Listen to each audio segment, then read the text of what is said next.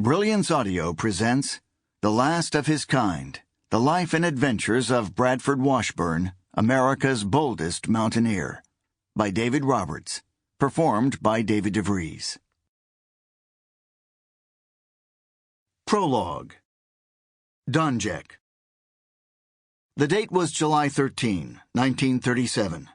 Brad Washburn and Bob Bates knew they would have to cross the Donjek River, not only to reach the nearest outpost of civilization, but simply to survive the most desperate adventure of their young lives. But on the map they carried, the vast lowland tundra through which the Donjek flowed north toward its eventual junction with the Yukon was a blank. For the past 22 days, Washburn and Bates had been marooned in the heart of the subarctic St. Elias Range, a few miles east of the Alaska border in Canada's Yukon Territory. 27 and 26 years old, respectively, Brad and Bob had already shared 2 mountaineering expeditions to the Great Ranges of the far north. In addition, Brad had led 3 other ventures among the unclimbed peaks of Alaska and the Yukon.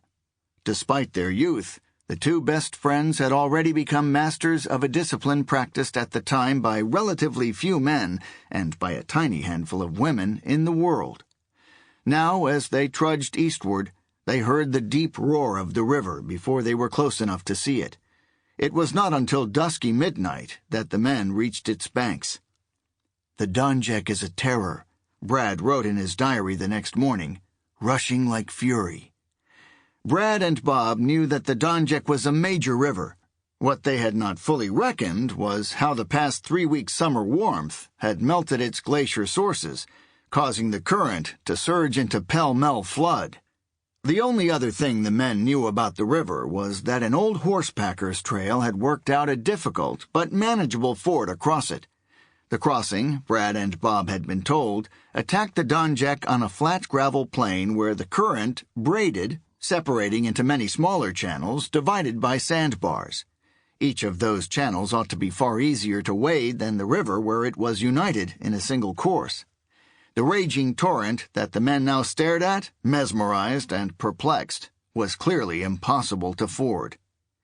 The next day, Brad and Bob hiked along the shore until they came to what they guessed was the braided stretch the horsepackers had solved.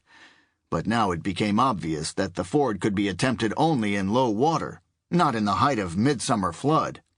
Knowing they had no hope of wading even the smaller channels, Brad and Bob decided to try to build a raft. They had only begun scrounging driftwood when the impossibility of such a project struck them. They had no axe. Sample complete. Ready to continue?